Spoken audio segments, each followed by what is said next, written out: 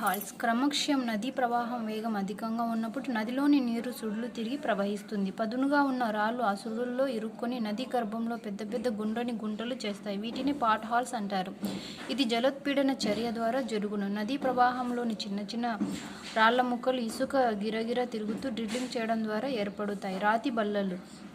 క్రమక్షయం మెత్తని శిల గట్టి శిల ఒకదానిపై ఒకటి అమరినప్పుడు ప్రవాహ వేగానికి మెత్తని శిల క్రమక్షయం చెంది గట్టి శిల బల్ల వలె బయటకు కనిపిస్తుంది. దీనికి రాతి బల్ల అని పేరు.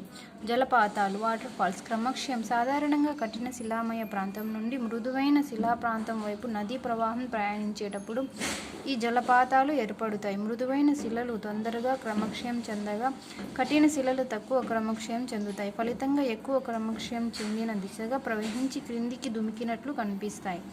వీటిని జలపాతాలు అంటారు. దుముకుడు మడుగు. జలపాతంలో పైనుండి నీరు దుమికిన చోట క్రమంగా కోతకు గురవుతుంది. అక్కడ మడుగు లాగా తయారవుతుంది. దీనిని దుముకుడు మడుగు అంటారు.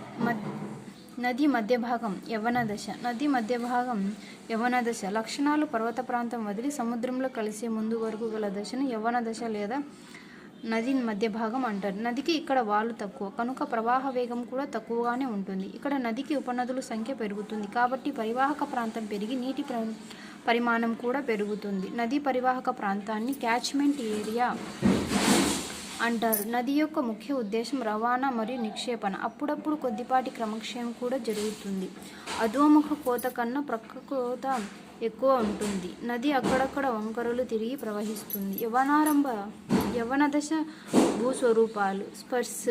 క్రమక్షయం మధ్య భాగంలో నది నెమ్మదిగా ప్రవహిస్తున్నప్పుడు లోయను వెడల్పు చేసే కార్యక్రమంలో ఈ స్పర్స్ ఏర్పడతాయి.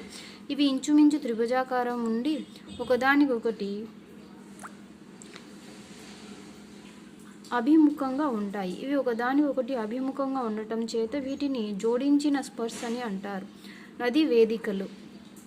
నది తాను ప్రవహించు లోయలో క్రమక్షయం కారణంగా అక్కడక్కడ మెట్లు లేదా వేదికలు ఏర్పరుస్తుంది. వీటిని నదీ వేదికలు అని అంటారు.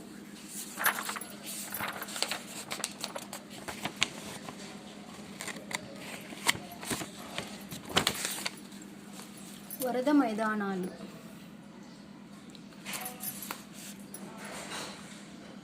నిక్షేపణ. నదీ వరదలు ఎక్కువగా వచ్చినప్పుడు నీరు లోయలోనే కాకుండా లోయ వెలుపల కూడా పొర్లి ప్రవహించుట చేత నదిలో గల భారం మైదానం రూపంలో నిక్షేపించబడుతుంది. దీనికి వరద మైదానాలు అని పేరు. వడలి వీవన. నిక్షేపణ. పర్వత ప్రాంతం నుండి మైదాన ప్రాంతానికి చేరిన వెంటనే